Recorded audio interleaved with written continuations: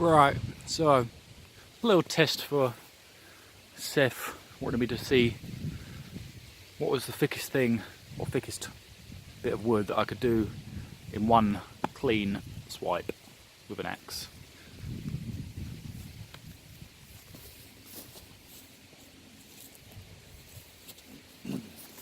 I'll just clear up some of this so we can get a better view of what I'm doing a bit.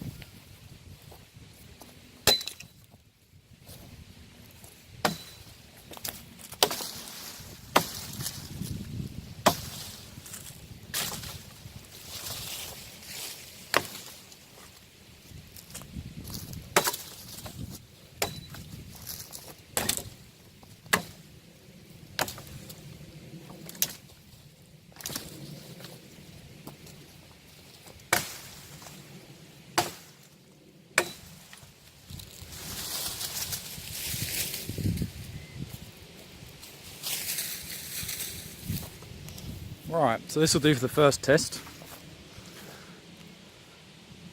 We've got this bit here, which bear in mind this will be the first thing I've chopped of the day, so it'll be a bit rusty, and I've got a bit of a achy tit, which we're going to have. I think we'll have it about there. So it's getting on for 1.5 inch diameter, I'd imagine. Let's position that where we can see.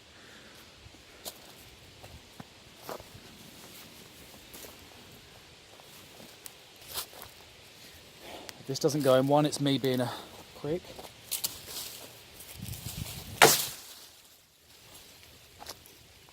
So there's that.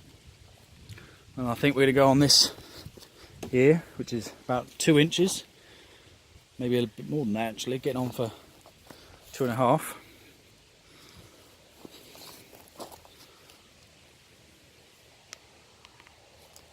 Hope you can see.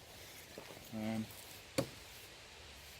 on, might move it back a bit, otherwise I'm going to knock the camera flying.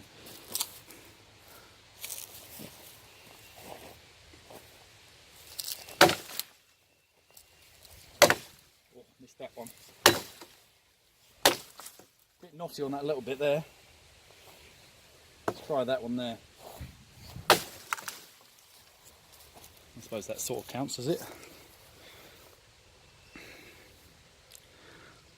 That is sort of getting on for the max that you can do that. Or at least I can do that. Alright, let's have a little bit of a play. I wonder if I can stick you up here.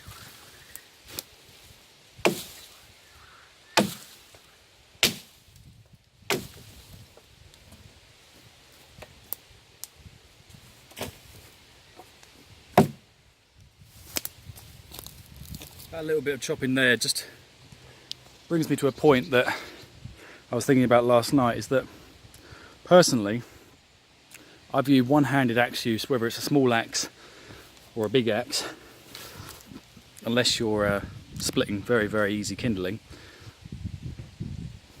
I feel is actually quite pointless and a waste of energy.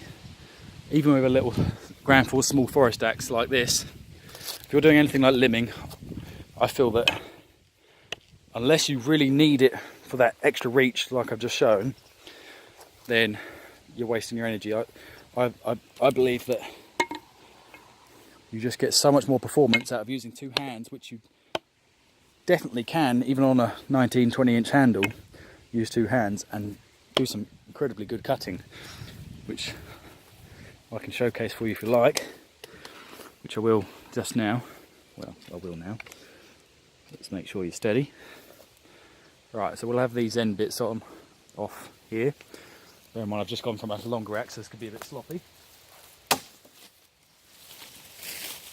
Hypocrite, just use one hand. You can use one hand when you're confident that it's going to be efficient.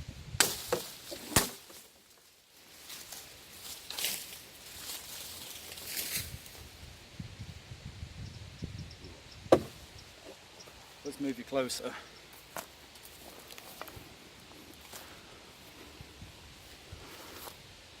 So now we've got this branch here, which is inch thick stuff.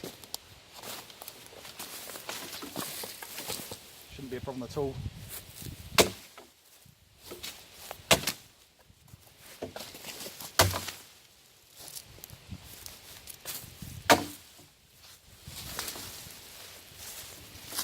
Now you tell me, does this perform much different to the bigger axe? Not massively. The difference being that obviously that's got more weight, but performance-wise, I think the only difference is that you've got the slightly wider bit on the bigger axe, and it's a more general purpose axe when you've got a heavier axe, so you can take on thicker stuff. Whereas this is pretty much limited in its efficiently speaking, it's pretty much limited to 4 inches and under. Otherwise, you're just wasting a lot of energy, I feel.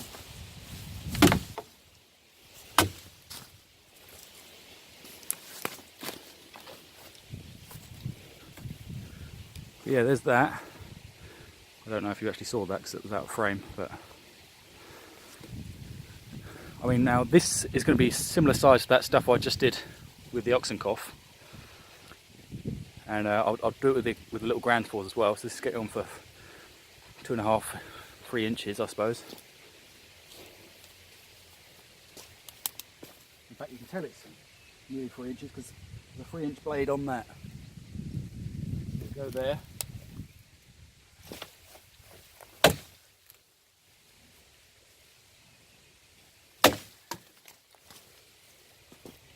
There you go. That is just bark, by the way.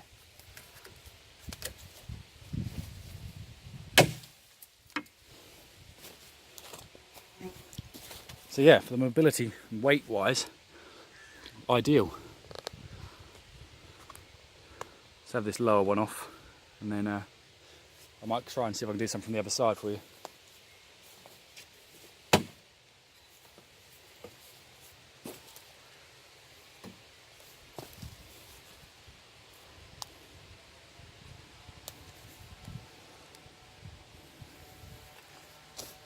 Yeah.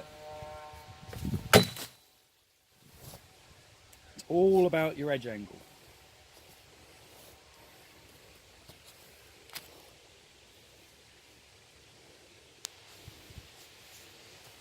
It's going to be an undercut version. Undercuts are less successful because you get the compression on the axe, but if you get to a certain size it's alright because you can power through it. When it starts getting big, the log will tend to close up on the axe and slow the axe head down.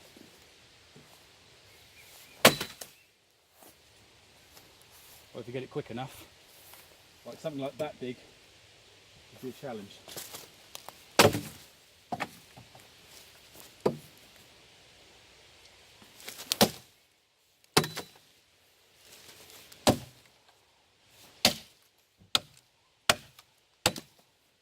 Sloppy hits on that. Oh dear. Everyone has their bad day.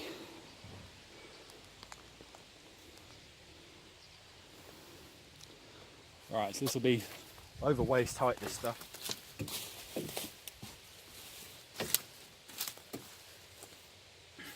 This time I'm going to do it against the line of growth, which I know will work with this wood, but some woods it won't.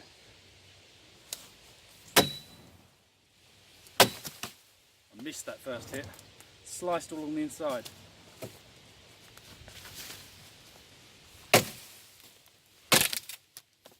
That's what tends to happen when you do against the growth. You tend to tear things apart rather than slicing, because you're pushing it down. It wants to split rather than cut. Still works, but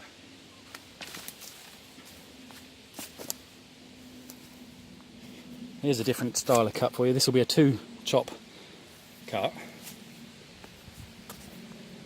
We go one up through there.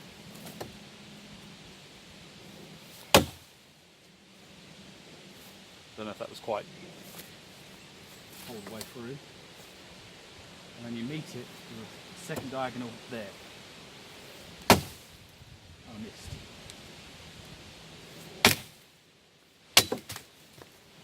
There you go. It works. Ideally, less swings than that. But yeah, certainly works.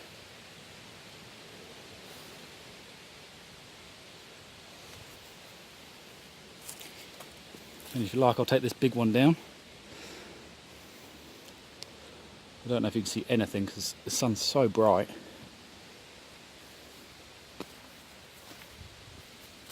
This is basically a small diameter tree. Obviously it's just a limb of this big tree, but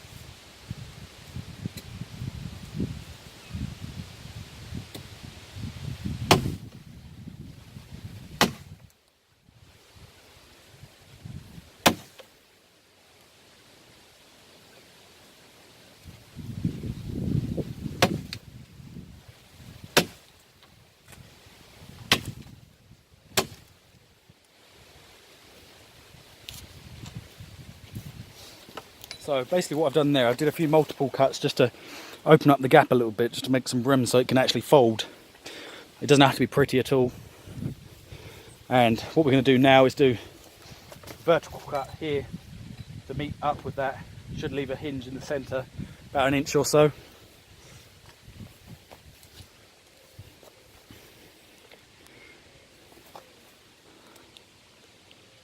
Don't know if that's even in line, but we'll see. Here you go. Come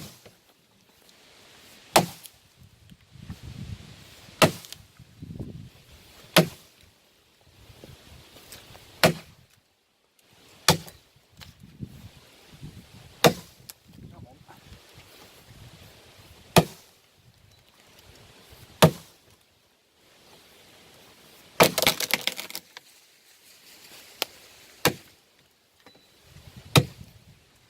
There you go.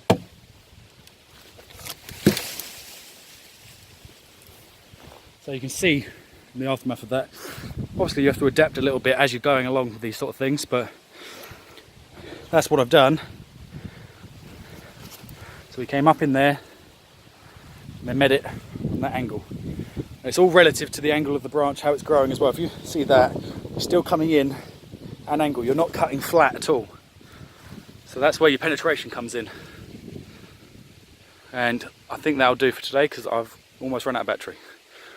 See you later. Bye.